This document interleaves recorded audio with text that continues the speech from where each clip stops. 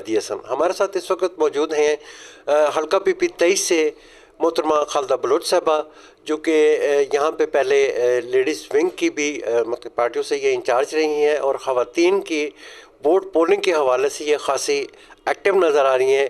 آئیے ان سے جانتے ہیں کہ ضلع تلہ کے اندر یا اس حلقے کے اندر یا اس علاقے میں خواتین کے بنیادی مسائل کیا ہیں اور یہ ان کے حل کے لیے کس انداز میں کوشاں ہیں. جی محترمہ. بسم اللہ الرحمن الرحیم. السلام علیکم. شاہ جی، آپ نے خواتین کے بنیادی مسائل پوچھے ہیں. میں کہاں سے بات شروع کروں، کہاں پہ ختم کروں؟ خواتین کے بنیادی مسائل جب ایک پروسیس سے بندہ گزر رہا ہوتا ہے، ایک نئی جان دنیا میں آنے والی ہوتی ہے. آپ کو پتہ ہے کہ وہ کتنا مشکل لمحہ ہوتا ہے. یہاں پہ ایسے علاقے ہیں ہمارے ضلع تلہ گنگ کے، ایسے گاؤں ہیں جیسے لاوا کی آخری ڈھوک ہے، ڈھوک گول، ٹھیک ہے. وہاں پہ وہ اتنا دور علاقہ ہے، ایریا ہے. اگر عورت بیچاری ڈلیوری کے پروسیس سے وہاں پہ اگر اسے کوئی تکلیف شروع ہوتی ہے تو ہونا تو یہ چاہیے کہ وہاں پہ ہاسپٹل ہوتے.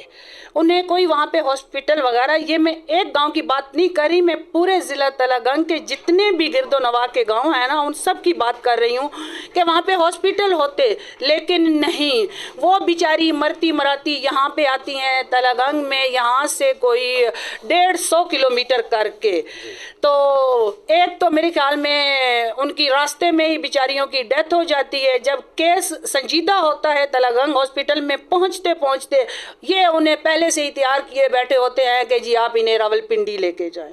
اچھا محترمہ، یہاں پہ ایک اور چیز ہے کہ کچھ عرصہ پہلے تک یہاں پہ یہ چل رہا تھا کہ خواتین کو ووٹ ڈالنے ہی نہیں دیا جا رہا تھا. اس حوالے سے آپ جو کمپین کر رہی ہیں اس میں لوگ کس حد تک سیٹسفائیڈ ہیں، یا کس حد تک خواتین کو آپ کامیاب ہو سکتی ہیں نکالنے میں؟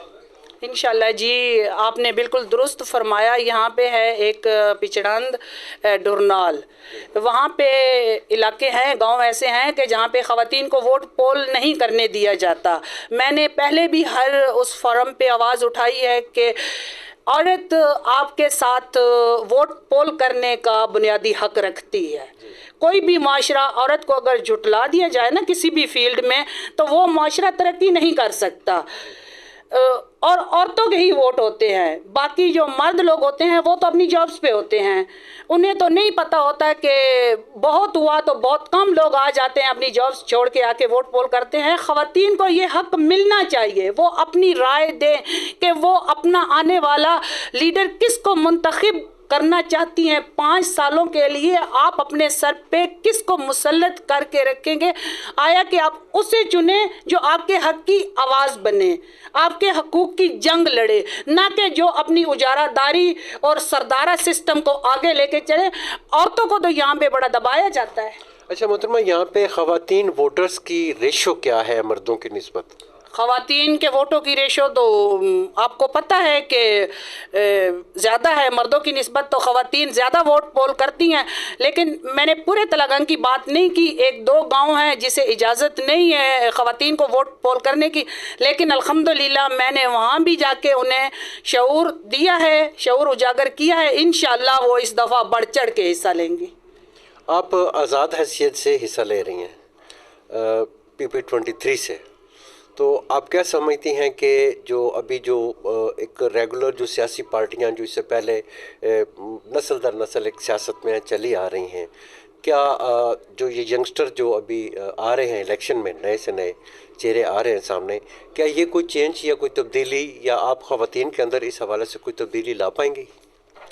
دیکھیں جی، مجھے انہی کی ضد پہ، اسی عوام کی فرمائش پہ میں باہر نکلی ہوں.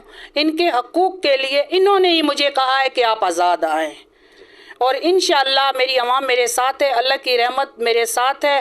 ہار جیت تو بعد کی بات ہوگی نا، پہلے تو مقابلہ ہوگا، اور انشاءاللہ ڈٹ کے کریں گے. جی جناب، یہ تھی محترمہ خالدہ بلوچ، حلقہ PP 23 سے آزاد حیثیت سے حصہ لے رہی ہیں. ان کا انتخابی نشان ہے ہار. جی